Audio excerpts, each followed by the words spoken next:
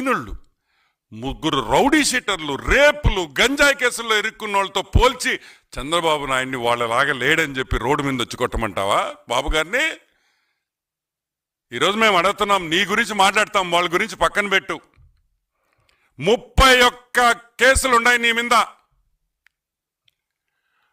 ED కేసులు 7, CBI కేసులు 11.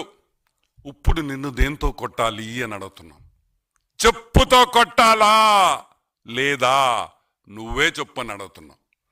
సరే, 3452 3452 టైమ్స్ నువ్వు కోర్టు అడ్జర్న్మెంట్ తీసుకున్నావు, కోర్టులో వాయిదాలు తీసుకున్నావు. దానికి నిన్ను చెప్పుతో కొట్టాలా? అది ఒక వరల్డ్ రికార్డ్. 3452 సార్లు కోర్టు కేసుల్లో వాయిదా తెచ్చుకున్న ఏకైక మగాడు హాఫ్ టికెట్. అది మగోడు కాదు, ఏకైక హాఫ్ టికెట్ జగన్మోహన్ రెడ్డి అని కూడా నేను మనవి చేస్తా ఉన్నా. సరే, పెద్ద పెద్ద లాయర్లు పెట్టుకున్నాం.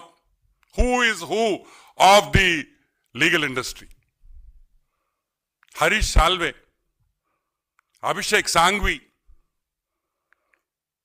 ముకుల్ రోహత్గి, ఇటువంటి పెద్ద పెద్ద లాయర్లు పెట్టుకొని ఈరోజు నువ్వు జైల్లో నుంచి తప్పించుకొని కేసుల్లో ఈ రోజుకి కూడా ట్రయల్ చేయకుండా నువ్వు బయటపడుతున్నావంటే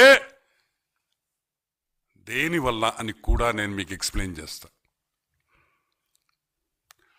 ఒక్కొక్క లాయర్కి, నేను చెప్పిన పేర్లలో ఉండే లాయర్లు పెద్ద లాయర్లు అంటే సుప్రీంకోర్టు లాయర్లు, ఒక్కొక్కరికి 12 నుంచి 25 లక్షల వరకు ఫీజులు కట్టాలి.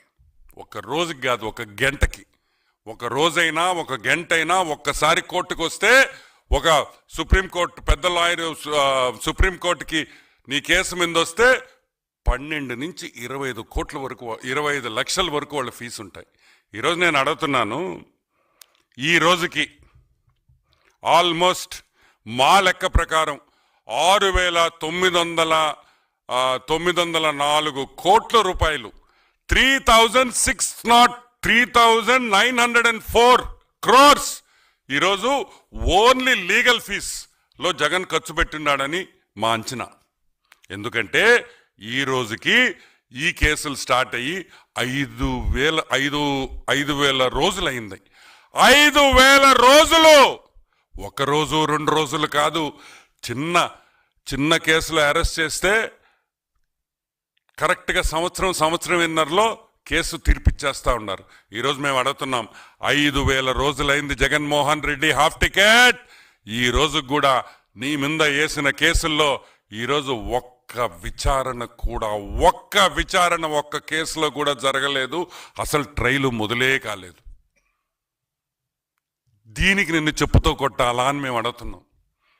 డబ్బు అడ్డం పెట్టుకొని, అంటే జైల్లో ఉండకూడదు, జైలు తప్పించుకోవాలంటే ఈరోజు జగన్మోహన్ రెడ్డి 1,39,00,000 ఒక రోజుకి ఖర్చు అవుతా ఉంది. ఆయన ఖర్చు పెట్టిన డబ్బులకి ఆయన ఇన్ని రోజులు బయట జైలుకి పోకుండా ట్రయల్ లేకుండా ఆపేడంటే రోజుకి 1,39,00,000. పొద్దున్నే నిద్ర లేయంగానే 1,39,00,000 పక్కన పెట్టాల జైలు బయట ఉండాలంటే.